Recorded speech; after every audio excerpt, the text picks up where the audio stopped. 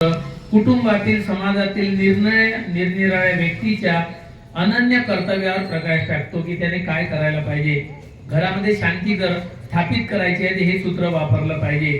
म्हणून यामध्ये या सूत्रापासून अविद्या पच्चयापासून सुरुवात होतो. आव्हान सूत्राचं काही याच्यात लेनदेन नाही आहे, यापासून महापरित्राण सुरू होत नाही. म्हणून हे क्रमाक्रमाने यामध्ये वरिष्ठ भिक्षुनी अनंत भिक्षुनी एकत्र केलेलं संगायन केलेले सूत्र असतात. आणि त्यामध्ये श्रीलंकेमध्ये अशा विद्वान भिक्षुनी जे महानायक आहे आणि ज्यांना त्रिपिटक मुखोगत आहे अशा लोकांनी यामध्ये भाग घेऊन हे एकत्र केलेला संग्रह आहे बुद्धवाणीचा. त्यामुळे या प्रवचनाचा सूत्रांचा एकत्रित केलेला संग्रह श्रीलंकेत या ग्रंथ बनवला. त्याला परितपोत ग्रंथ चतुभानावर असे म्हणतात, 4 भानावर यामध्ये असतात. रक्षण पाठाचा हा ग्रंथ या परितपोत भानावर या नावाने प्रसिद्ध आहे. भानावर म्हणजे संगायनासाठी मूळ धर्मग्रंथातील या हेतुप्रित्यर्थ केलेल्या प्रवचनाचा संग्रह आहे. आपला हेतू साध्य करण्यासाठी की घरातली अशांती घालवायची आहे, शांती स्थापित करायची आहे, रोग दुरस्त झाला पाहिजे, डॉक्टरकडे जाण्याची गरज पडत नाही, अशा वेळेस भगवान बुद्धांनी सूत्र दिलेले आहे ते आपल्या घरात आपण वापर केला पाहिजे. तेव्हा ते घरातली अशांती दूर होतो, बिमारी दूर होतो. या प्रकारे भगवान बुद्धाची वाणीच एक औषध आहे. म्हणून तिला औषधं उत्तमं वरं म्हणतात. उत्तम औषध आहे भगवान बुद्धाची वाणी, की डॉक्टरकडे जाण्याची गरज पडत नाही. कारण तरंग गंधे असल्यामुळे त्या गंध्या तरंगाने मैल मन होतो आणि त्या मैल्या मनाने आपण काम करतो, त्याच्यामुळे आपल्या बिमाऱ्या वाढतात. बिमाऱ्या मनाशी संलग्न आहे, बाहेर नाही आहे. म्हणून बिमारी येतो तेव्हा डॉक्टरकडे आपण पळतो, परंतु जखमेवर फक्त मलम लावतो. मुळासकट बिमारी नष्ट होत नाही. बिमारी नष्ट केव्हा होते, जेव्हा मन शुद्ध होतो. मन चंगा तो कटोरे में गंगा. मन चांगलं नाहीये तो व्यक्ती नेहमी सदैव बिमार राहतो, त्याच्या घरातली शांती हटू शकत नाही, अशांती राहतो. तर या प्रकारे हे कसे काय सूत्र बनले आणि कशा काय गाथा एकत्र झाल्या, तर याबद्दल भगवान बुद्धाच्या या वचनामध्ये सांगितलं गेलेलं आहे की 8 अक्षरापासून 3 शब्दाचे पद निर्माण होते. हे जे महापरित्राण बनलेलं आहे कसं बनलं, 8 अक्षराचे 3 शब्द तयार केल्या जातात आणि त्या 3 शब्दाचं एक पद उत्पन्न होते आणि 4 पदाची एक गाथा बनते. या महापरित्राणाच्या पुस्तकानुसार 4 पदाची एक गाथा होते आणि 250 गाथांचा एक भानावर होते. 250 गाथा एका भानावर मध्ये असतात, म्हणून 4 भानावर आहे आणि हे 4च भानावर महापरित्राण पठण केलं जातो. त्याच्यानंतर कोणताही त्याच्यामध्ये महासदी पठण किंवा पठण पूजा बिलकुल यामध्ये घेतल्या जात नाही. महापरित्राण ते होतच नाही, भेसळ नाही याच्यामध्ये. फक्त 4 भानावरावरच धर्म हे परित्राण अवलंबून आहे, तेव्हा तो प्रभाव देतो. या प्रकारे या ग्रंथामध्ये या 250 गाथांचा एक भानावर होतो. या चतुभानावर ग्रंथ श्रीलंकेतील पूर्वीच्या आचार्यांनी निर्माण केला, विद्वान लोकांनी निर्माण केला. तर या प्रकारे ही जे परंपरा बऱ्याच आपल्या समाजातील अडाणी लोकांना माहित नाही, ज्यांना धर्माचं ज्ञान नाही आहे, की हे सारी श्रीलंका पद्धत आहे. आणि कुठून आली, बाबासाहेबांनी आणली श्रीलंकेची पद्धत. कारण भारतात धर्म आताही नाही आहे आणि भारतात बुद्धिस्टही नाही आहे. सर्व महार म्हणजे हिंदू आहे. भारतात बौद्ध लोक नाही आहे, संख्या नाही, 0.5 आहे फक्त भारतामध्ये. बौद्धाची संख्या आजही तुमच्या खिशा बघा महार आहे, म्हणजे हिंदू आहे तुम्ही, म्हणजे बौद्ध नाही. आणि संस्कृती म्हणून तुम्ही जपत नाही. तिथे भिक्षूला महत्व देतात, भिक्षूच्या वचनाला महत्व देतात, भिक्षू काय करतो त्याचं अनुकरण करतात. आणि इथे भिक्षूचा विरोध केला जातो की श्रीलंकन पद्धत आहे, हे तर कुठली पद्धत आहे, कशी पद्धत आहे. तर तुम्हाला नॉलेज नाही, याचं ज्ञान नाही आहे, म्हणून तुम्ही असे बोलता आणि त्याचा विरोध होतो तुमचा बोलण्याचा, की धर्माचा विरोध होतो, म्हणजे तुम्ही आपली दुर्गती तयार करता. तर बाबासाहेब श्रीलंकेत गेले आणि ब्रह्मदेशात गेले. ब्रह्मदेशात त्यांना रंगूनला मूर्ती मिळाली आणि ती मूर्ती आणून देवरोडला प्रतिस्थापना केली. पहिलं परित्राण बाबासाहेबांनी. तर त्या बाबासाहेब श्रीलंकेत जाऊन गुणरत्न तिलके नावाच्या गायकाकडून एक वंदनेचं पुस्तक बनवून आणलं परित्रणाचं. तुम्हाला त्याची जाण नाही, ज्ञान नाही, त्याच्यामुळे तुम्हाला असं वाटतं की हे कुठलं आहे, हे सारं श्रीलंकेचं आहे, भारताचं काय, भारतात काहीच नाही आहे. कारण साऱ्या देशातले लोक म्हणतात भारत पुरा टोटली कंगाल आहे.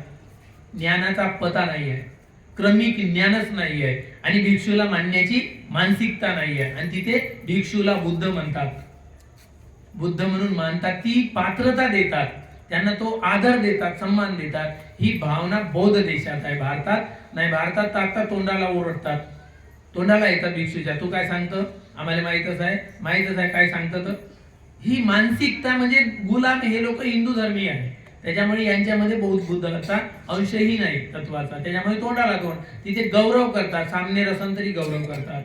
ही बौद्धांची परंपरा आहे की गुरुजनाकडून शिकल्या जातो आणि बाबासाहेबांनी ती परंपरा भारतात आणली आणि बुद्धाने धर्मग्रंथामध्ये लिहून ठेवलं की भिक्षू हा आपला समाजाचा आदर्श आहे, लिहून आहे आणि त्याच्या पावलावर पाऊल टाकून चालणे हे आपलं आद्य कर्तव्य आहे. म्हणते आद्य म्हणजे तो जो जे सांगते ते ग्रहण करणे आणि त्याचं आचरण करणे आहे, त्याच्यात काही त्रुटी काढणे नाही आहे, शोधणे नाही आहे, हे असं खाऊन असं नाही, हे केल्या जात नाही.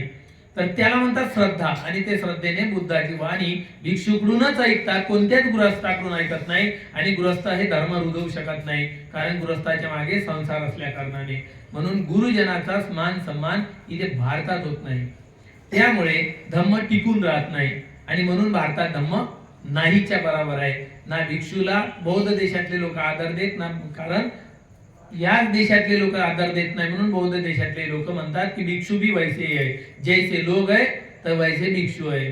तर हे कशा प्रकारे की जिथे आपला धार्मिक कार्यक्रम आहे तिथे आम्ही गाण्याचा कार्यक्रम ठेवतो, समापनाचा कार्यक्रम असेल तिथं गाणे म्हणतो. म्हणजे आपली मानसिकता धर्माकडे नाही आहे, नाच गाण्याकडे जास्त आहे, त्याच्यामुळे धर्म भारतात नाही आहे आणि बुद्धिस्टही नाही आहे.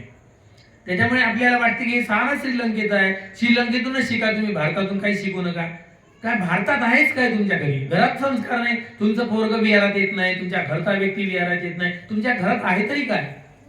संस्कारच नाही आहे कवडीचे. तुम्ही तरी विहारामध्ये झाडू पोछा करता का, पत्ते उचलता का, काही कचरा हटवता का? तुमच्यातही धर्म नाहीये, तुम्ही काय शिकणार आहे? जे बौद्ध देशातून बाबासाहेबांनी आणलं ते शिकूच शकत नाही तुम्ही, कारण तुम्ही त्रुटी काढता. हे काय शिकायचं, हे काय शिकत, हे सारं पवित्र आहे, हे जे वस्त्र पवित्र आहे, हे भगवान बुद्धाचं आसन पवित्र वस्त्रावर ठेवले जाते, कारण बाबासाहेबांनी ते जे दिलं त्यांच्या ग्रंथात पहा 19 खंडामध्ये. त्याच्यानंतर बाबासाहेबांनी पुस्तक लिहिलं, त्याच्यात पहा की बाबासाहेबांना पांढरा कपडा दिला. भगवा नाही, भगवा कपडा हे त्यागाचं प्रतीक आहे, अंगावर असते भिक्षूंच्या. हे भगवा कपड्या पूजा ठेवल्या जात नाही. भगवान बुद्धाचं जेव्हा जेव्हा राजाच्या घरी आगमन व्हायचं किंवा उपासकांमध्ये, तेव्हा पांढरा कपडाच त्यांच्या आसनावर टाकायचा, भगवा नाही.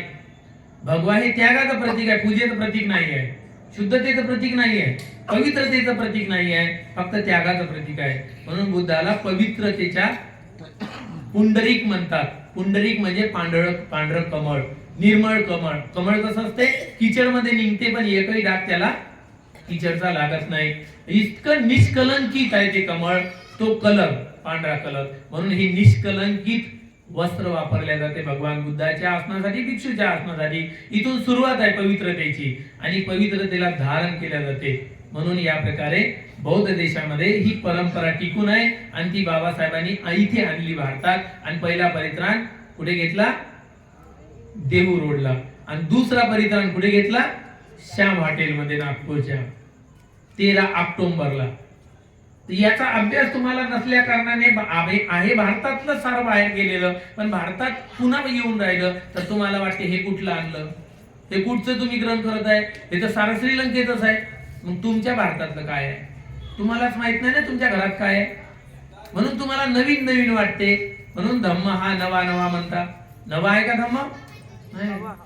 धम्म हा हवा हवा पाहिजे आम्हाला, पुन्हा पुन्हा पाहिजे, कारण आम्ही कंगाला वंचित आहोत. म्हणून तुम्हाला या गोष्टी कळत नाही, म्हणून तुम्ही गुरुजनाच्या शब्दावर वचनावर विश्वास ठेवत नाही. म्हणून शंका कुशंका येते आणि धम्माबद्दल शंका कुशंका येणे म्हणजे काय आहे? दुर्गतीचा मार्ग निवडणे. धम्माबद्दल, धम्माच्या विषयी जलनपणा किंवा तिरस्कारपणा किंवा शंका कुशंका ह्या येता कामा नाही. आणि भिक्षू तुम्हाला काही तुमच्याकडून लुटण्यासाठी गलत मार्गावर घेऊन देते, तुमचं सारा धन लुटणार आहे असं आहे का? तुमच्याकडून फायदाच काय आहे? तुम्ही श्रद्धावान बनले तर त्याला फायदा आहे की त्याचं पुण्य होते, बाकी होत काहीच नाही. तुमच्याकडून काहीच घेणे देणे नाही आहे.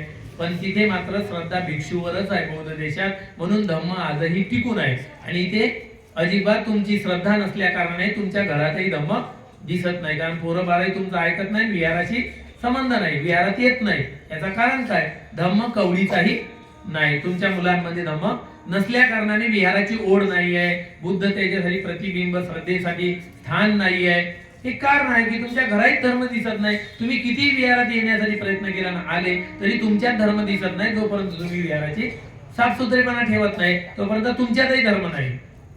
म्हणून शरीर झिजवलं पाहिजे याच्यासाठी त्या लोकांनी विहारात जतन करू ठेवले. बाबासाहेबाला विद्वान लोकांनी प्रश्न विचारले की भारतात बौद्ध झाला, काय सबूत आहे? बाबासाहेबांनी सांगितलं, प्रतीक जे भिक्षू लोकांनी जिवंत ठेवलेल्या लेण्या, त्यामध्ये कोरलेले चित्र, त्यामधल्या मूर्त्या, त्यामधले उपदेश, हे सारं सबूत आणि जिवंत भिक्षू दाखवले की हे बुद्धाचे अनुयायी आहे आणि बुद्ध रूप आहे. असे बुद्ध होते, खांदा खुला होता, मुंडन होतं, या प्रकारे हे बुद्ध रूप आहे. त्यांच्या अंगावर पच्चीवर होतं, पात्र होतं त्यांच्याजवळ, हे बुद्ध रूप आहे. म्हणून त्यांनी दाखवलं हे आहे म्हणते प्रतीक माझ्या धम्माचे, धम्म भारतात झाला, हे सबूत आहे. तेव्हा विद्वान लोकांनी मान्य केलं की हो, हे बुद्धाच्या काळापासून चालत आलेली परंपरा भिक्षू लोकांनी जपलेली आहे. आणि त्याच्यानंतर भिक्षू लोकांची जेव्हा 60,000 भिक्षूंची कत्तल झाली त्यावेळेस धम्म टोटली नष्टतेवर आला. थोडेफार भिक्षू होते, बाबासाहेबांच्या दीक्षावेळेस 90 भिक्षू होते भारतात, पुरेपूर नष्ट नाही झाला पण भिक्षू होते. आनंद कौशल्यान बनते होते, धर्मकीर्ती बनते होते, संघरक्षित होते, बरेच भिक्षू होते. पण ते काही विदेशात गेले, गप्रज्ञानन होते, चंद्रमणी भंतेजी होते. तर या प्रकारे भिक्षू होते. म्हणून बाबासाहेबांनी श्रीलंकेमध्ये जाऊन गुणरत्न तिलके नावाच्या गायकाकडून एक वंदनीची कॅसेट आणि पुस्तक बनवलं 56ला पुण्याला, बुद्ध पूजा पाठावली. आणि त्याच्यामध्ये हे पांढरा कपडा, एक कलश, कच्चा धागा, हे सारं भगवान बुद्धाच्या ज्या ऐतिहासिक आहे, पूर्वी घडलेल्या बुद्धाने जे वापर केला ते सारं बाबासाहेबांनी त्यांच्या पुस्तकात लिहून ठेवलेलं आहे. आणि दिल्लीच्या, मुंबईच्या विहारामध्ये बाबासाहेब जाऊन बसवत होते परित्राणात आणि हाताला त्यांनी सुत्त सुद्धा बांधलेलं आहे. तर ही परंपरा बाबासाहेबांनी टिकून राहावी म्हणून पुस्तकात त्यांच्या लिहिलेलं आहे की ही परंपरा कुठून आणली? श्रीलंकेतून आणली, बाबासाहेबांनी आणली, आम्ही नाही. त्याच्यामुळे तुम्हाला याचा अभ्यास नाही आहे म्हणून तुम्हाला वाटते सारं शिका श्रीलंकेतच, दुसरं काय शिकता? तुमची मानसिकता गंदी आहे त्या श्रीलंकेविषयी, त्या तत्वाविषयी, कारण जाण नाही आहे. त्याच्यामुळे तुम्हाला त्याचं माहिती नाही आहे. भगवान बुद्धाच्या वेळेस घडलेले हे महापरित्राण प्रसंग आहे की भगवान बुद्धाच्या काळात वैशाली नगरीमध्ये 3 प्रकारची आपदा आली होती. महापरित्राणाची इथून सुरुवात आहे. 3 प्रकारची जेव्हा आपदा आली तेव्हा वैशाली नगरीला मुक्त करण्याच्या हेतूने करण्यात आलेला पहिला परित्राण त्यामध्ये झाला. आणि भगवान बुद्धाला बोलवलं, त्या ठिकाणी त्यांच्या हाताने महापरित्राण घेतला, त्या ठिकाणी भिक्षू नियुक्त केले आणि 16 भिक्षू त्या ठिकाणी नियुक्त करून 16 आसनं टाकून एका जागेवर परित्राण घेतला. तर वैशालीमध्ये सुद्धा अनंत भिक्षू पाठवण्यात आले. तिथे गेल्यावर परित्राण घेतल्यावर धो धो पाऊस आला, मेलेले प्रेत, मेलेले जनावर सर्व वाहून गेले, ती नगरी धुतल्या गेली परित्राणाच्या बलाने. पहिला परित्राण वैशाली नगरीमध्ये 3 प्रकारच्या आपत्ती नष्ट होण्यासाठी करण्यासाठी घेतला. दुर्भिक्ष भय, रोग भय, अमनुष्य भय. अमनुष्याचा भय कुणालाही लागतो, कोणी जर मेलं तर रात्रभर झोपत नाही, तो अमनुष्य असतो. प्रेत, कुणाला झोप लागत नाही, घरी असल्यावर भीती वाटते, जाळा जाईल त्याला, प्रेताला घेऊन जाईल तरी तिकडून येऊन दारू पितो. काहून? भीती वाटते की मुरुद्दा माझ्या मागं तर नाही येणार. त्याला अमनुष्य म्हणतात, मेलेल्या व्यक्तीला अमनुष्य म्हणतात. तर या अमनुष्याचा भय 3 प्रकारचे भय होते. तर यांना दूर करण्यासाठी भगवान बुद्धाला पाचारण करण्यात आले आणि त्या नगरीमध्ये जेव्हा महापरित्राण घेतला तेव्हा ती नगरी समृद्धशाली तेव्हापासून झाली. हा पहिला उदाहरण होता. दुसरा उदाहरण आहे आयुवर्धन कुमार. कुमारवत्तू मध्ये आहे गाथा. त्याला जेव्हा दीर्घायुष्य प्राप्त झालं तेव्हा त्याला आशीर्वाद दिला भगवान बुद्धाने. ही धर्मदेशना भगवान बुद्धाने दीर्घलंगिक त्या अरण्य कुटीमध्ये साधना करते वेळी दीर्घायू कुमाराला उद्देशून केली होती.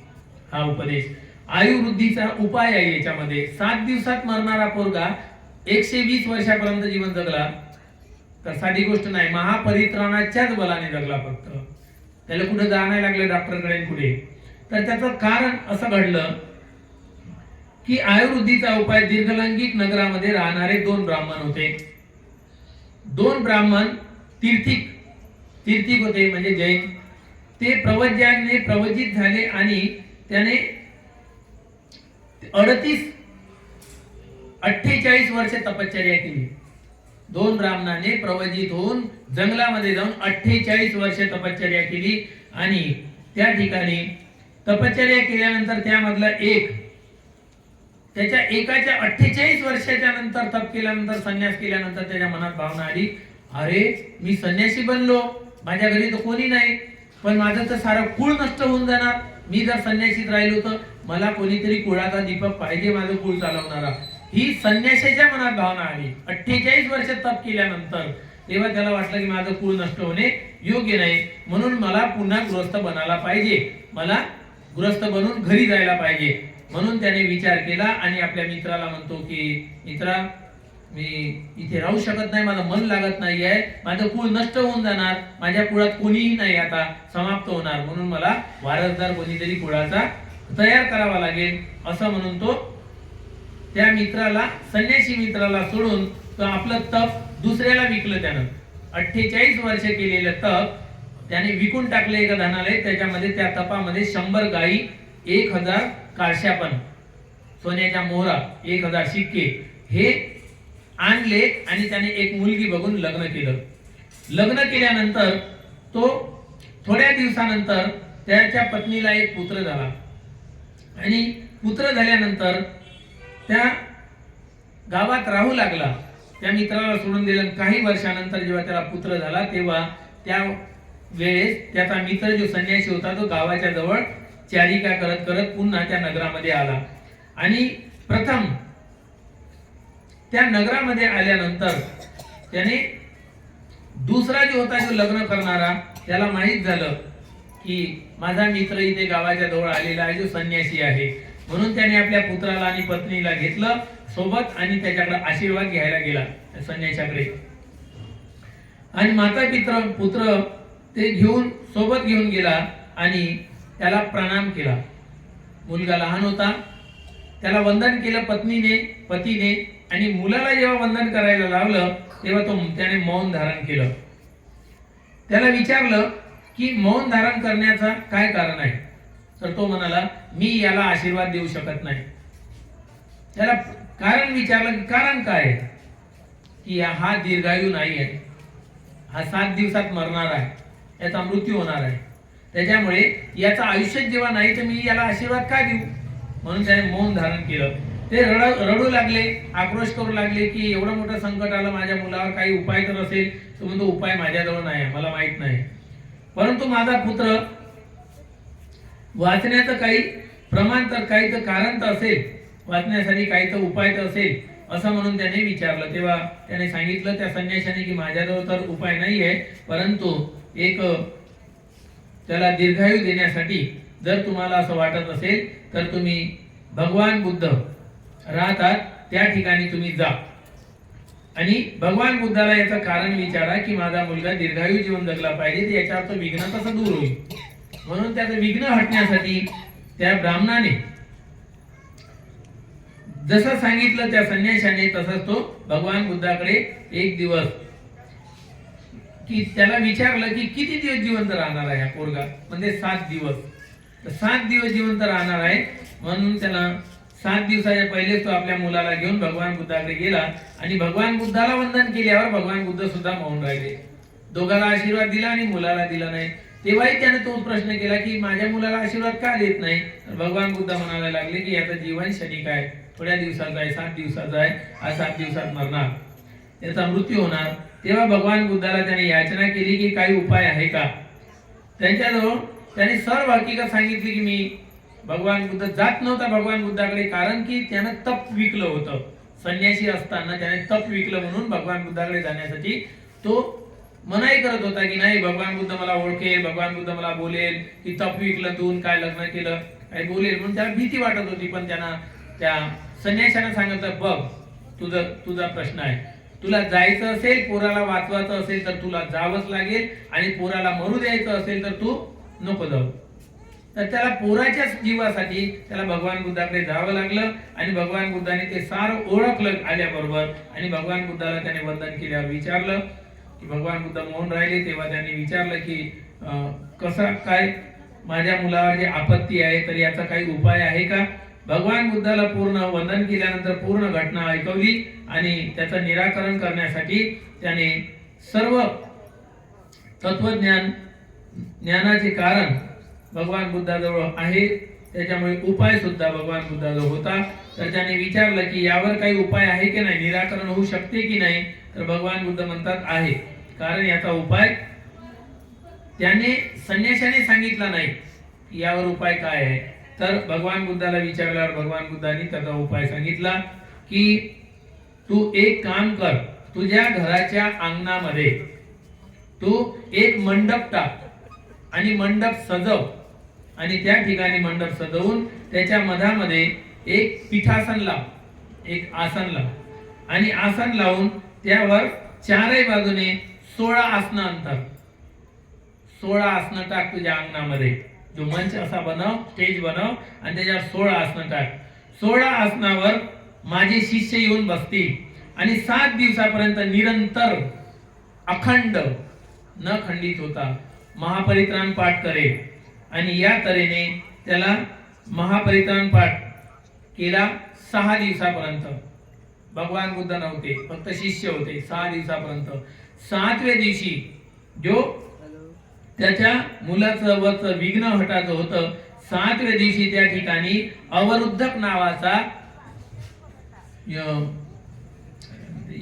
यक्ष तो आला, त्याला माराला, त्याच्या पोराला हत्या करायला, त्याला घेऊन जायला. तेव्हा तो अवरुद्ध नावाचा तो यक्ष त्या ठिकाणी यम आला आणि त्याला घेऊन जाणार.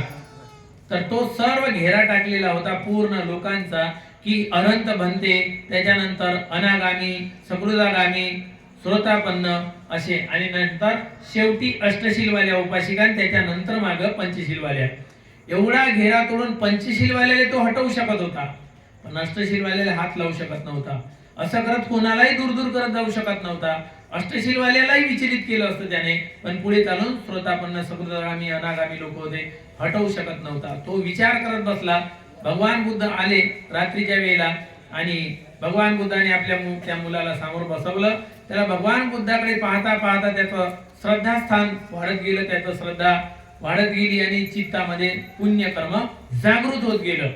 पुण्यकर्म वाढू लागलं. तर भगवान बुद्ध रात्री 12च्या टायमात, मध्यरात्री भगवान बुद्धांनी पाहिलं की याचा प्राण आता वाचलेला आहे, याचं पुण्य वाढलेलं आहे. तेव्हा भगवान बुद्धांनी त्याला आशीर्वाद दिला. अभिवादनशील सनिच्चं वड्ढापचायनो चत्तारो धम्मा वड्डन्ति आयुवन्नो सुखं बलम. त्यात यक्षाचं काहीही चाललं नाही भगवान बुद्ध बसून असल्या कारणाने. आणि भगवान बुद्धांनी पाहिलं की याचं संकट टळलं आता.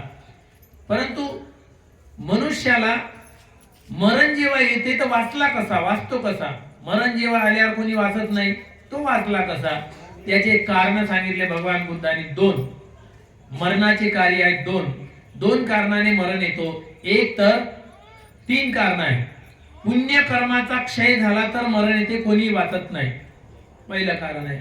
पण पुण्य कर्म वाढवलं तर वाचते, हे कारण आहे. एक कारण आहे की वयोवृद्धीमुळे मरण येते, हे कोणी रोखू शकत नाही, हे पहिलं कारण आहे. दुसरं कारण आहे पुण्य कर्माचा क्षय झाल्यामुळे मरण येते. तिसरं कारण आहे लापरवाही, दुर्लक्ष केल्यामुळे मरण येते. हे 3 कारण मृत्यूचे आहे. यामध्ये या मुलाचं कारण कोणतं होतं मरण्याचं? पुण्य कर्माचा क्षय होणे, पुण्यकर्म नष्ट होणे. म्हणून त्या मुलाचं पुण्यकर्म बुद्धाच्या समोर बसल्यानंतर वाढत वाढत गेलं. भगवान बुद्धाच्या चेहऱ्याकडे पाहून त्याची श्रद्धा वाढत गेली. भगवान बुद्धाची वाणी ऐकून त्याची श्रद्धा वाढत गेली आणि तो पुनीत झाला. पूर्ण शरीरामध्ये त्याच्या रोम रोम असे भरून आले प्रसन्नतेने आणि म्हणून त्याचं पुण्यकर्म वाढलं. 7 दिवसात मरणाऱ्या पुराजवळ पुण्यकर्म नव्हतं म्हणून त्याचा मृत्यू होणार होता. पण भगवान बुद्धाच्या समोर बसून महापरित्राण केल्यामुळे त्याचं पुण्य वाढतही वाढत गेलं. आणि जसं पुण्य वाढत गेलं तर रात्रीचे 12 वाजता भगवान बुद्धांनी त्याचं नाव ठेवलं दीर्घायू कुमार. भगवान बुद्धांनी प्रथम त्या मुलाचं 7 दिवसात मरणाऱ्या मुलाचं दीर्घायू कुमार नाव ठेवलं. 120 वर्षाच्या वर जीवन जगला तो. इतकं महापरित्राणामध्ये बल आहे. म्हणून पुण्यकर्म करत राहा म्हणते. पुण्यकर्मानंच तुम्हाला जीवदान भेटते, पुण्यकर्मानंच तुम्हाला दीर्घायुष्य भेटते. पुण्यकर्माशिवाय कोणी जगू शकत नाही. म्हणून पुण्यकर्म ज्याचं समाप्त होते तो गर्भात मरतो, पुण्यकर्म समाप्त होतो तो जन्मल्याबरोबर मरतो. पुण्यकर्म राहत नाही, ते जेवढं राहते तेवढंच त्याला जीवदान भेटते. तो रांगता रांगता चालता चालता किशोर वयामध्ये तारुण्यामध्ये मरतो आणि आपण विचार करतो की अरे यानं काय पाहिलं, कोणतं जग पाहिलं, हा लवकरच मेला. पण आपण हे समजत नाही की याच्याजवळ पुण्यकर्म समाप्त झालं.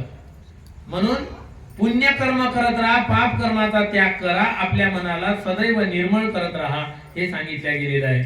म्हणून हे महापरित्राण या 2 वेळा भगवान बुद्धाने घेतलं की एक वैशाली नगरी मधली आपत्ती, 3 प्रकारच्या आपत्ती नष्ट करण्याकरिता आणि या दीर्घायू कुमाराला जीवदान देण्याकरिता हे 2 वेळा परित्राण. त्याच्यानंतर बाबासाहेबांनी जेव्हा रंगूनला मूर्ती मिळाली ब्रह्मदेशामध्ये, ती मूर्ती आणून देहूरोडला बसवली, तेव्हा एक परित्राण झाला.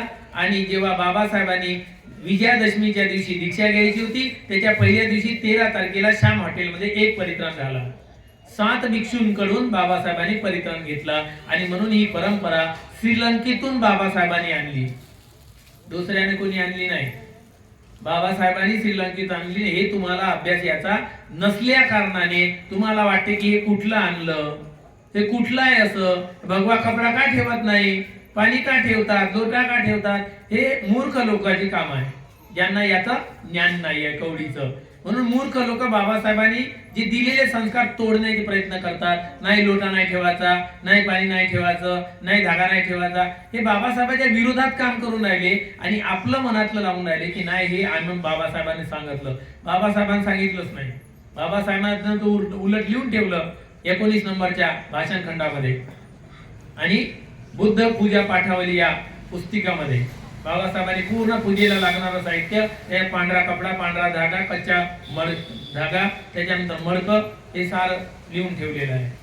ह्या साऱ्या पूजेच्या सामुग्री आहे आणि त्या वापरल्या जातो. म्हणून भिक्षू त्या परंपरेनुसार, बाबासाहेबांनी आणलेल्या परंपरेनुसार हे कार्य करतो. तुम्हाला वाटते वेगळं. तुम्हाला अडाणी भिक्षू होते पूर्व, त्यांनी जसं जसं केलं तसं तुमच्या डोक्यात भरलेलं आहे. त्याच्यामुळे तुम्हाला पुरेपूर आता प्रशिक्षित भिक्षू तयार झालेले आहे. श्रीलंकेत जाऊन आताही भिक्षू प्रशिक्षण घेत आहे. बरेच 21 भिक्षू असे आहे भारतामध्ये, पुऱ्या जगामध्ये 21 भिक्षू ज्याला पुरा त्रिपिटक मुखोगत आहे. 21 भिक्षू तयार झालेले आहे. 18 भिक्षूला पूर्ण त्रिपिटक मुखपाठ आहे आणि 3 भिक्षू थोडे थोडे निकाय बाकी आहे त्यांचे पूर्ण कंठस्थ होण्याचे. त्रिपिटक 21 भिक्षूला मुखोगत आहे आता या जगात, पुऱ्या जगात, पूर्ण जगामध्ये 21 भिक्षू पुरा त्रिपिटक मुखोगत आहे. बुद्धाची 84,000 वचनाची वाणी, प्रवचनाची वाणी पुऱ्या 21 भिक्षूला मुखपाठ आहे. आणि माग चॅन्टिंग मध्ये घोषणा झाली, जेव्हा सर्व देश विदेशातले भिक्षू आले तेव्हा ही घोषणा केली की 21 भिक्षूला त्रिपिटक मुखोगत आहे, पुराच्या पुरा जसाच्या तसा. ते अलग अलग देशातले भिक्षू आहेत. या प्रकारे ही परंपरा गुरु शिष्य परंपरा आहे. बुद्ध गुरुकडून शिष्याजवळ आली, शिष्य परंपरा आपल्या शिष्याकडे ही परंपरा येत असतो. गुरु शिष्य परंपरा ही श्रमण परंपरा आहे भिक्षूची आणि बुद्धाची ही परंपरा गुरु शिष्याची. म्हणून भिक्षू जवळून तुम्हाला शिकायला मिळते आणि तुम्ही ते महापरित्राण पाठ करत असता. पण अडाणी लोक आहे, जे शंकाखोर आहे, ज्यांची श्रद्धा नाही आहे, भिक्षूवरही नाही आणि धम्मावरही नाही, त्यांच्या मनामध्ये ते या भावना उत्पन्न होणे स्वाभाविक आहे. कारण ते शंकित लोक आहे, श्रद्धावान नाही आहे. त्याच्यामुळे शंका उत्पन्न होते की हे कुठून आणलं, कसं आणलं, कुठलं आणलं, श्रीलंकेतच आहे, आपल्या भारतातलं काहीच नाही आहे. भारतात काहीच नाही आहे, 0 बजेट आहे. भारतामध्ये तुमच्या मुलाला पंचशील सुद्धा पाठ नाही आहे.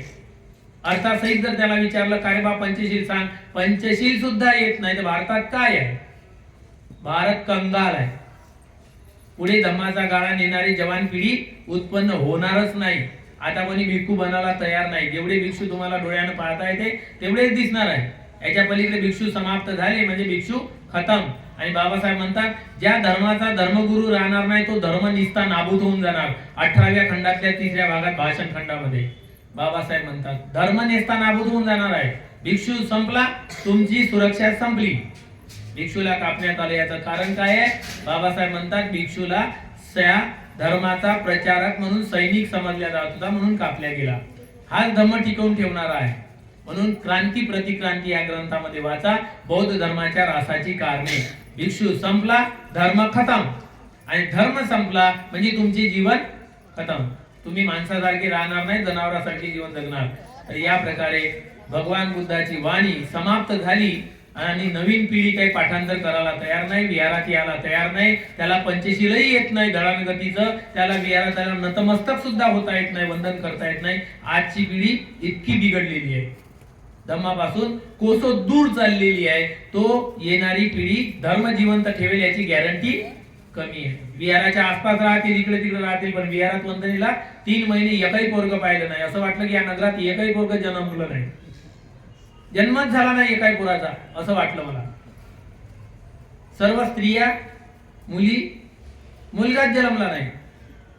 ही मानसिकता अशी झालेली आहे की विहाराप्रती जे भाव पाहिजे, श्रद्धा भाव, जे बुद्धाच्या प्रतिबिंबाप्रती भाव पाहिजे, धर्म शिकण्याप्रती भाव पाहिजे, तो भाव जवान पिढीमध्ये राहिलेला नाही. त्याच्यामुळे पुढे धम्माचा काळा जाईल याची गॅरंटी सोडून द्या. आणि पुढे तुम्हाला जवान भिक्षू पाहायला भेटेल याचीही गॅरंटी 0 बजेटमध्ये आहे. म्हणून धम्म नष्ट होण्याच्या कगारवर आलेला आहे आणि पुढे चालून धम्म फक्त व्हॉट्सअप पुरता, फेसबुक पुरताच राहणार आहे. म्हणजे वादविवादापुरता, आचरण्यापुरता राहणार नाही. जवानाचं पोरग पा, त्याला पंचशील पाठ नाही, पण फेसबुकवर भिक्षूशी विरोध घालतो. ही मानसिकता आजची तयार झालेली आहे. या प्रकारे धम्म नष्ट होण्याच्या मार्गावर लागलेला आहे. फक्त तुमच्यामुळे आज जो धम्म जो टिकून आहे, भिक्खू आणि उपासिका या 2 चाकावर गाडा चालत आहे. धम्माचा 2 चाक गायब आहे. उपासक वर्ग आणि भिक्खुनी वर्ग 2 चाक गायब आहे. 2च चाकावर धर्म कसा तरी तांगड तिंगड चालत आहे. तर या प्रकारे पुढे चालून उपासिका जर मानसिकता त्याची बिघडत गेली विहारांमधून की माझा विहार, माझा कब्जा, तर त्याच्यामुळे उपासिका येणं सुटून जातील आणि कोणा साधा अशाच लोकांचा कब्जा विहारावर होतील आणि त्याच्यामुळे मानसिकता विहाराप्रतीही श्रद्धा तुटून जाणार आणि विहार खंडर होतील. तर अशा प्रकारे कोणाचा एकाच्या मालकीचं विहार नाही, सार्वजनिक आहे. म्हणून साऱ्या समाजाचाच अधिकार आहे. त्याच्यावर कोणी एक व्यक्ती जर अधिकार घालत असेल तर दुसऱ्या सर्वांनी विरोध केला पाहिजे. कारण ती एकाची संपत्ती नाही आहे. एकाने मेहनत केली असेल तर त्यानं आपल्या पदाचा फायदाही उचलला पूर्वी, त्याला मान सन्मान भोगलेला असतो. तर अशा प्रकारे आपण सार्वजनिक विहार आहे, सार्वजनिक वास्तू आहे, तिला अबाधित ठेवण्यासाठी, सुरक्षित ठेवण्यासाठी ही परंपरा चालवली पाहिजे. भगवान बुद्धांनी भिक्षूला खूप शिकवलेलं आहे. सामनेर बनतानाच आम्हाला प्रशिक्षण बुद्धाने दिलं सामनेर विनयामध्ये की भिक्षू तुम्ही बाहेर जाताना खिडक्या दरवाजे लावून जायचं, विहाराचा गेट लावून जायचं. पाणी जर येत असेल, पाऊस येत असेल, बरसात बाहेर पडत असेल, बेडवर तुम्ही सारा सामान बेडवर ठेवायचं, गादी ठेवायची, त्याच्यावर स्टूल ठेवायचा, त्याच्यावर मग नंतर ओले कपडे नाही झाले पाहिजे म्हणून ठेवायचे. याच्यामध्ये सामनेर विनयात आहे. आणि विहाराच्या बाहेर जाताना टाला लावून जायचं. 7च्या नंतर विहार 8-9च्या नंतर बंद झालं पाहिजे, टाला लागला पाहिजे विहाराला. कारण विहारातल्या वस्तू जी आहे ते सर्वांची संपत्ती आहे, सुरक्षित राहिली पाहिजे. हे सर्व मॉनेस्ट्रीमध्ये बुद्धगयात जाऊन पहा, श्रीलंकेत जाऊन पहा, थायलंडमध्ये जाऊन पहा, 9च्या नंतर कोणाला एंट्री नाही आहे विहारात. बाहेरच्या व्यक्तीला 9च्या नंतर दरवाजा खुलत नाही. मी टूर घेऊन जातो तर लोक रिक्वेस्ट करायला लागते त्यांना की दरवाजा खोला, मी आलेला आहो. टूर घेऊन गेलं, हात जोडा लागते, विनवणी करायला लागते फोनवर, तेव्हा ते दरवाजे खोलतात. दरवाजे ओपन नसतात. आणि दरवाजे ओपन ठेवणे म्हणजे तुम्ही निमंत्रण देणे आहे की कोणीतरी या, दरवाजा लाथ मारा आणि बुद्धाच्या अंगावर शेण फेका, हे तुम्ही निमंत्रण देत आहे. विटंबना जे होते आपल्या मूर्त्यांचे, याचं कारण आहे अडाणी लोकांच्या मूर्खतेमुळे.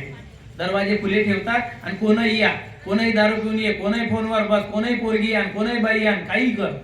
याच्यासाठी पवित्रता नष्ट करण्यासाठी गेट बनवल्या कशासाठी, गेट कशासाठी, टाला लाख लावण्यासाठी, सुरक्षेसाठी. म्हणून हे आपण शिकलं पाहिजे की 9च्या नंतर बुद्धाचं वचन आहे सिगाल सुत्तामध्ये, 9च्या नंतर तुमचा पोरगा आणि पोरगी घराच्या बाहेर फिरता कामा नये. बुद्ध वचन आहे सिगाल सूत्रामध्ये. सिगाल सूत्र वाचा. दारू पिल्याने 6 प्रकारची हानी, 9च्या नंतर बाजारात फिरल्याने 6 प्रकारची हानी, दुवा खेळल्याने 6 प्रकारची हानी, मूर्खाची संगती केल्याने 6 प्रकारची हानी. सिगाल सूत्र वाचून पहा, म्हणजे तुमचे जीवन सुखी होतील, तुम्हाला जाणकारी होईल. पण तुम्हाला अभ्यास नाही आहे, त्याच्यामुळे तुम्हाला वाटते विहाराचे गेट खुले ठेवा म्हणजे दारुड्या येऊ, कोणी येऊ, भंतेजीले शिवागाळ देऊ, दगडा हो, आम्ही घरात मस्त पसरून राहतो झोपून, भंतेजीची सुरक्षा पुढे आहे. मी मॉनेस्ट्री मध्ये शिक्षण घेतलेलं आहे, त्याच्यामध्ये मॉनेस्ट्री मध्ये विनय आहे की 9च्या नंतर कोणीही आतमध्ये येता कामा नाही. गेटला ताला लागला पाहिजे. गेट खुला ठेवल्या जात नाही. खुला ठेवणे म्हणजे काय? दारोड्या व्यक्ती, कोणही व्यक्ती, चोर व्यक्ती ये ना साऱ्या वस्तू घेऊन जा. आणि झोपून असलेल्या भिक्षूला सकाळी विचारा, तू होता ना विहारात, ते वस्तू गेली कुठं? म्हणजे भिक्षू चौकीदार होय, नौकर होय, त्याला तुम्ही विचारा आणि तुमच्या गलतीमुळे गेट खुले ठेवा. तर ही भिक्षूची संपत्ती नाही, समाजाची संपत्ती. भिक्षूचं काम आहे रक्षण करणे, म्हणून तो गेटला ताला लावलाच पाहिजे असं बुद्धाचं मत आहे, माझं मत नाही. 9च्या नंतर कोणीही विहारात अनुमतीशिवाय येता कामा नाही, हा रूल आहे. म्हणून 9 वाजतापर्यंत विहार खुलं राहते. सर्व उपासिका वंदना करतात, पूजा करतात. 9च्या नंतर गेटला ताला लागते. काहून? की आम्ही आमच्या घरात झोपून राहून विहारामध्ये कोण काय करेल सांगता येत नाही, म्हणून त्याची सुरक्षेसाठी ताला लागल्या जाते. हर विहारात ताला आहे. बुद्धगयाला जा, श्रीलंकेला जा, बर्माला जा, थायलंडला जा, कंबोडियाला जा, बांगलाला जा, कुठेही जा, विहाराची सुरक्षा त्याच्या हातात असली पाहिजे. म्हणून विहार ओपन कोणासाठी ठेवत नाही, निमंत्रण देत नाही कोणती आपत्ती येण्यासाठी. तुमच्या मूर्त्यांची विटंबना होण्याचं कारण काय आहे? मूर्ख लोकांनी ठेवलेल्या गेटाच्या खुला ठेवलेल्या निमंत्रण देणे, मूर्ख लोकांमुळे. आणि मग सारा समाज भोगतो त्याचा परिणाम. हिंगणघाटमध्ये जेव्हा मी होतो, बाबासाहेबांचा हात तुटला, ओपन याच्यामध्ये होता म्हणून हात तुटला. त्याला छत्र नाही आणि काहीच नाही, चारही बाजूने कोणता कठाळा नाही, हात तुटला. तर आम्हाला भयानक परिणाम भोगा लागले. आमचे दरवाजे सुद्धा एक लाथ मारून पोलिसांनी माझा दरवाजा तोडला, 7-8 पोलिसांनी. भयानक हाल भोगले. त्यावेळेस आम्ही करपू लागला होता, आम्हाला 8 दिवस खायला काही भेटलं नाही. एवढीशी फोड भेटली, ते चोरून आणले दुसऱ्यानं, पोतभर काय म्हणते कोवळ्याची एवढीशी फोड भेटली, शिजवली, त्याच्यात 50 पैशाची साखर टाकून खाल्ली. 8 दिवसाच्या नंतर एवढे बेदम मार खाल्ला आम्ही दातच पाडून टाकले का पोलिसाच्या एका विटनं, आमच्या गल्लीतल्या पोरांना सुटेच्या. आमचं अर्काट नगर आहे ते लोटन चौक, सर्वात खतरनाक, पुऱ्या बॉम्बे पर्यंत, दिल्ली पर्यंत माहित आहे. हिंगणघाटचा लोटन चौक म्हणलं थरथर कापतात लोक, तिथे येत नाही. लोटन नावाचा बॉस होता आमच्या इथं, त्याच्यानंतर दुसरा रूपराज नावाचा, जंगली नावाचा बॉस आहे आता तिथं. त्या मामाच्या हाताखाली आम्ही काम करू. तो गरीब आहे बिचारा, चांगला आहे, धार्मिक आहे. तर ते नगर खतरनाक. लोटन चौक म्हणलं तर रात्री 7 वाजता कोणी जायचं नाही. नवीन मी गेलो तेव्हा थरथर कापत होतो. या प्रकारे त्या नगरामध्ये आमच्यावर परिस्थिती आली. तर बाबासाहेबांचा हात तुटला चौकात. याचं कारण काय? आमच्या लापरवाहीमुळे. हे जे विटंबना होतात, हिंगोलीमध्ये आमचा ध्वज तोडून खाली टाकला, शेणामध्ये भरवला. हिंगोलीमध्ये गाडी घेऊन गेलो नागपूरहून आम्ही. हे कशामुळे? आपल्या मूर्ख लोकांमुळे. उठसूट कुठेही झेंडे उभे करायचे पण संरक्षण करायचं नाही, याच्या कारणामुळे. तर आपली मूर्खता वर्त नाही आली पाहिजे. गेटला कधीही ताला असला पाहिजे. कोणीही 8च्या नंतर 9च्या नंतर कोणीही आतमध्ये येता कामा नाही. विहार गप्पा हाकलण्यासाठी नाही आहे, खुलं ठेवण्यासाठी नाही आहे, सुरक्षेसाठी आहे. की ही संपत्ती साऱ्या लोकांची आहे, एकाची नाही आहे. त्यांनी आपल्या मेहनतीने कमवलेलं धन आहे, निढळल्या घामाचं आहे समाजाचं. म्हणून त्याची जिम्मेदारी त्या कर्तृत्ववान लोकांवर असतो, जे पदाधिकारी आहे. त्यांनी आपली सुरक्षा केली पाहिजे. गेट लोक त्याच्यासाठी दान देते, विहाराच्या सुरक्षेसाठी. म्हणून हे आपण समजलं पाहिजे. म्हणून ज्ञान घेतलं पाहिजे, शिकलं पाहिजे. सिगाल सुत्तात वाचा म्हणजे तुम्हाला समजून जाईल की भगवान बुद्धांनी काय काय विनय दिले. सामनेर विनय आहे, त्याच्यामध्ये भगवान बुद्धांनी सामनेराला पहिले शिकवलं गेलेलं आहे विहाराला हँडल कसं करायचं, विहाराची देखभाल कशी करायची, ते सारं ज्ञान आहे त्याच्यात. म्हणून आपल्याला ज्ञान नाही आहे, आपण कधी शिकलो नाही, प्रशिक्षित भिक्षूच्या हाताखाली कधी प्रशिक्षण घेतलं नाही, त्याच्यामुळे आपली मूर्खता चालवतो आपण. असं असते का, असं करते का, हा भित्र म्हणते आहे का, त्याला झोप नाही लागत का, मूर्खपणा आहे तुमची. ज्ञान नाही आहे तुम्हाला त्याचं. प्रशिक्षण घेतलं नाही. मी प्रशिक्षण घेतलं, 4 शिबिर केले, 4 लोकांचं प्रशिक्षण घेतलं. तर त्याच्यामुळे मॉनेस्ट्री कशी चालवायची माहित आहे मला. 100 जरी भिक्षू असेल माझ्याजवळ तरी मी मॉनेस्ट्री योग्य प्रकारे चालवू शकतो, हे मला माहित आहे. किती भिक्षू राव, वादविवाद न होता सर्व देखरेख करून. तेव्हा ताला 9च्या नंतर दरवाजा बंद झालाच पाहिजे, कोणाला एंट्री नाही. माझे जेव्हा गेट बंद राहते, रात्री दारोडे लोक येतात, बनतेजी मला विहारात झोपायचं आहे. अहो रे बाप, जागा नाही तिकडे, बस स्टॉपवर जाऊन झोप. 9 वाजता दरवाजा वाजवतात, ताले लावून राहते, वापस जाते. 9 वाजता मी त्याला आतमध्ये घेऊ आणि तो झोपता झोपता जर कोणतं काही चोरून नेलं किंवा काही केव्हाही उठून गेला तर दरवाजे खुले ठेवू. म्हणजे हे जाणून बुजून येरे गोट्या पड पाया, माझी मूर्खता नाही होणार. ही मूर्खता कोणीही आपली वापर करू नये. सार्वजनिक विहार आहे, समाजाचं विहार आहे, त्याची एक एक रुपया त्याचा मेहनतीचा आहे, म्हणून जिम्मेदारी आहे आपली की त्याला सांभाळून ठेवणे. म्हणून 9 वाजता गेटला ताला लागलाच पाहिजे आणि सकाळी वंदनेच्या वेळेस खुललाच पाहिजे. हा नियम पाहिजे. जर नियम असेल तर तुम्ही समाजाची संपत्ती सुरक्षित ठेवत आहे, अन्यथा तुम्ही लापरवाह आहे. आणि येरेगोट्या पळप्यावर म्हणून तुमचा ध्वज कोणी फाडून टाकेल, तुमच्या त्या दरवाजाला लाथ मारून मूर्तीची विडंबना करेल, सांगताच येत नाही, तुम्ही निमंत्रण देत आहे. असं करण्यासाठी अनेक जागेवर या घटना जे घडल्या याचं तुमच्या मूर्खतेचं कारण आहे, अज्ञानाचं कारण आहे. म्हणजे शिकलं पाहिजे. शिकत नाही आपण, फक्त आपले तोंडाचे वाभाडे हकलतो, त्याच्यात गलत्या शोधतो की काय आहे, पण तोच जाणतो ज्याला त्याचा अभ्यास आहे, सर्व नाही जाणत. तर या प्रकारे आपण 3 महिने जे शिकलेले आहे त्याच्यातून हे याच्यातला भाग आहे शिक्षणाचा की महापरित्राण सुद्धा आपल्या हिताकरिता सुखाकरिता भिक्षू संघ करीत आहे.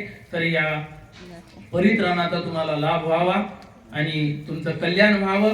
तुमच्या घराभोवताल किंवा नगरामध्ये जे अशांतीचे तरंग आहे ते नष्ट व्हावे आणि धम्म पुढे नेण्यासाठी तरुण पिढी तयार व्हावी आणि त्यांची श्रद्धा वाढावी. या परित्राणाच्या बलाने अशी मंगलाची कामना करतो आणि इथेच मी माझे उर्वरित शब्द थांबवतो. सुखी हो, मंगल हो, कल्याण हो.